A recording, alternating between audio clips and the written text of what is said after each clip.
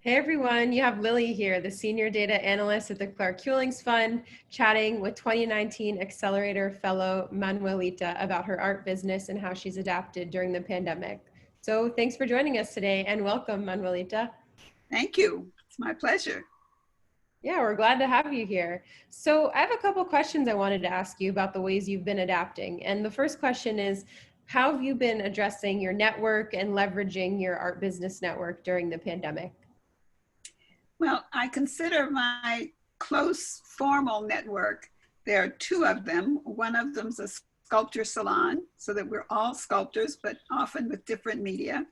And we meet regularly to show what we're working on and discuss things and do a very gentle critique of each other's work and offer advice and encouragement where it's needed.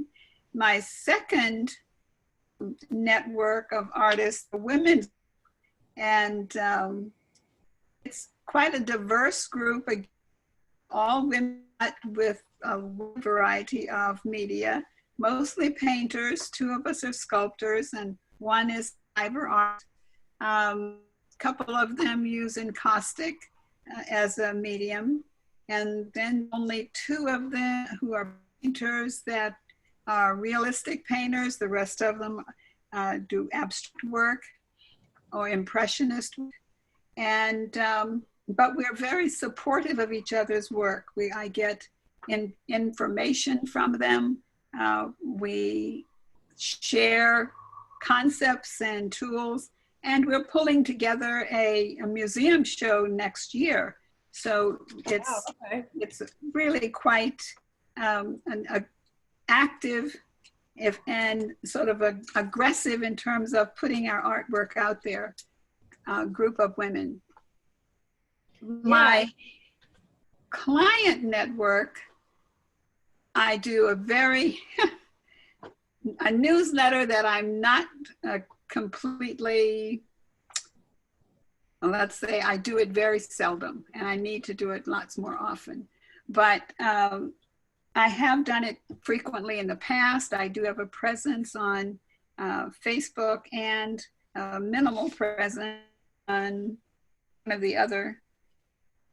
Instagram, yeah, that's what it is, Instagram. You can tell I don't use it often. I couldn't even think of its name. So what do you find to be your most fruitful sales channel during this time? Well, because I'm working on a couple of large commissions, I haven't concentrated on the smaller sales, but they have often come from people that I've been in contact with before. When I was doing my newsletter monthly, and I do have a reasonable size group of people that are on my Facebook pages.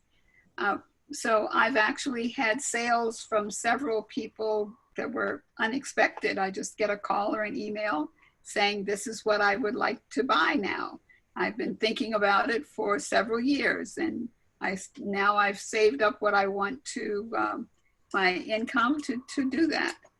So I've given up a long time ago on doing art fairs. I decided it was not something that I wanted to continue to do. I do have a few galleries that I work with who basically I let them know what I have available. And they use my website as a catalog. They're across the country, so I don't tend to send them work to sit in their galleries for a long time. Got it. That's working out. Yeah, I just wanted to pick up on one of the points that you brought up. I just wanted to pick up on it. So it's interesting because you mentioned commissions and you say that's what you're focusing on now. And that seems to be one of the trends in the data right now. A lot of artists are focusing on commissions. That's where they're making the bulk of their income during the pandemic. What do does that resonate with you? What do you see being the reason for that? And another question, how have you been tapping into your old customer base? Through emails, through calls? What methods do you use to tap into that kind of sales channel that you've already built up? Okay, let's start with why the commissions. The commission that I'm working on now came about because a builder wanted something and was looking online, found my previous sculpture that I did for the University of California, San Diego, and he wanted something similar. And after searching through the internet, he said, well, he liked mine the best. So he contacted me by email, said, are you interested? I said, absolutely.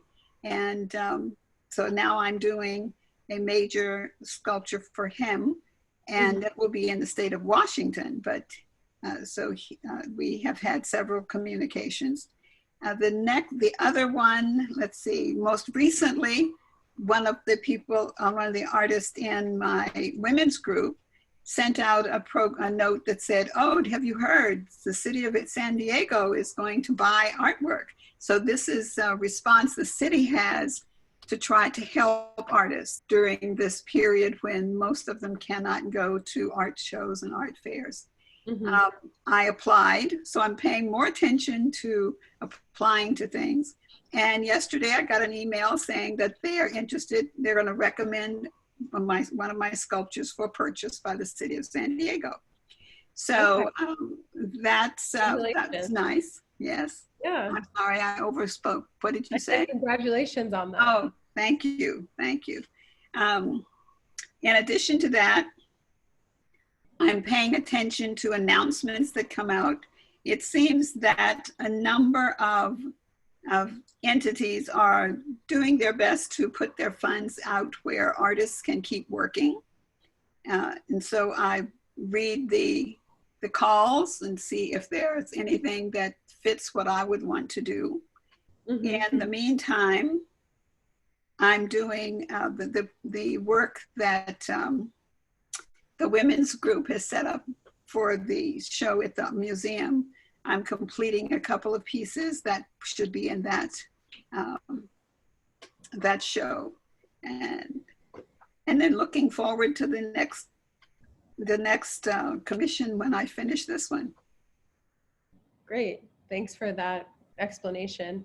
And you know, it's such a strange time, right, for everyone. But as a visual artist, I'm curious, you know, how are you keeping your inspiration up? What's inspiring you? Are you exploring any new mediums? What's that like for you? Well, there, I suppose I'm stuck in the mud kind of person. I like bronze. When people used to say, "Well, why do you choose bronze for a medium?" I said, because I like building a house and I dislike immensely housework. So I like things that I can do and they are at least reasonably permanent, and not something that you need to do today, do again tomorrow, do again the next day, do again the next day. So I don't mind the long period of time that it takes from inception to completion. That doesn't bother me at all. But the thought that once it's done, it could be here for centuries and doesn't need a daily care kind of thing. And I just like maybe it's part of the fact that at one time I imagined myself an engineer building big buildings and bridges.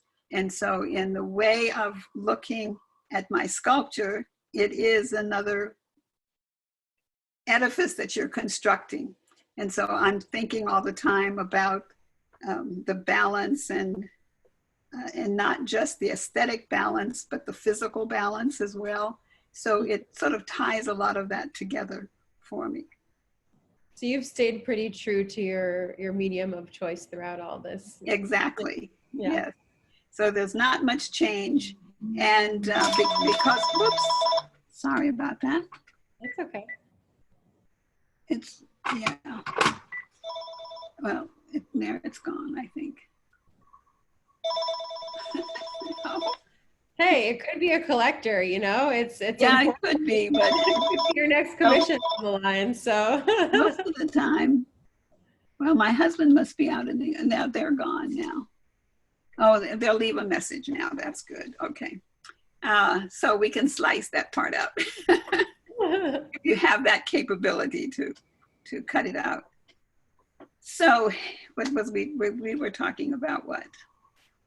So that you kind of answered the question. I was just, you know, a lot of artists are saying they're exploring different mediums. That's what the research is showing, or either lacking creativity and inspiration or really finding the time for it now. So you sort of answered that. You know, you've stayed true to your medium of bronze for the most part. Right. And, true to the and medium. what about the inspiration and kind of the creativity? Well, it's the piece I'm working on now is something that inspired by what's happening now. In fact, the title for our women's show is Now, N-O-W. And so the thing that I came up with that, well, actually it didn't come up with, it came to me, is what you see on the news a lot are the protests and the people that are trying to help our country improve. And I'm looking at that, and I thought, well, I'm not going to do a really big piece for that. I have 2 large pieces that I've submitted to the show, and it looks like they may both be in it.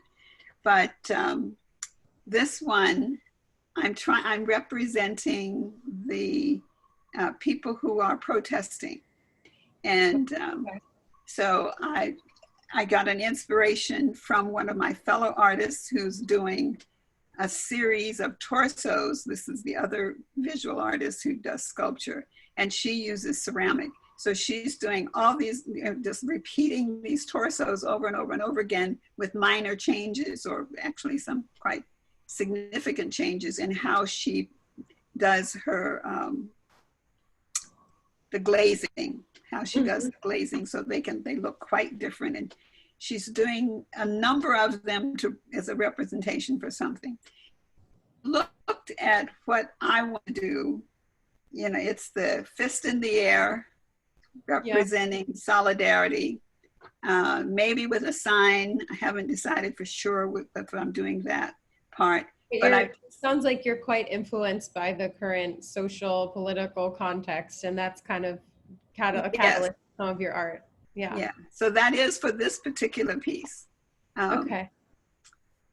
The other piece that will be in the show, I was inspired to do that many years ago. And so that's the other thing. I keep things on the back burner for quite a long time. And, so this one was a woman who was begging. And it was actually in Italy that I saw her.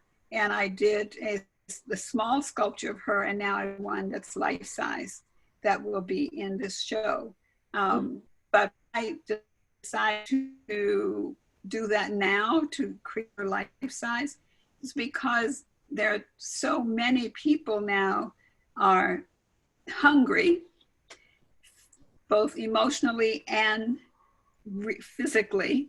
They're the people who are getting food from, you know, food centers, distribution centers, who are standing in food lines, and the number of people that may actually end up unsheltered there's so much of that going on that I thought we needed to understand that it could be you. You needed to be able to visually see this person as a possibly you.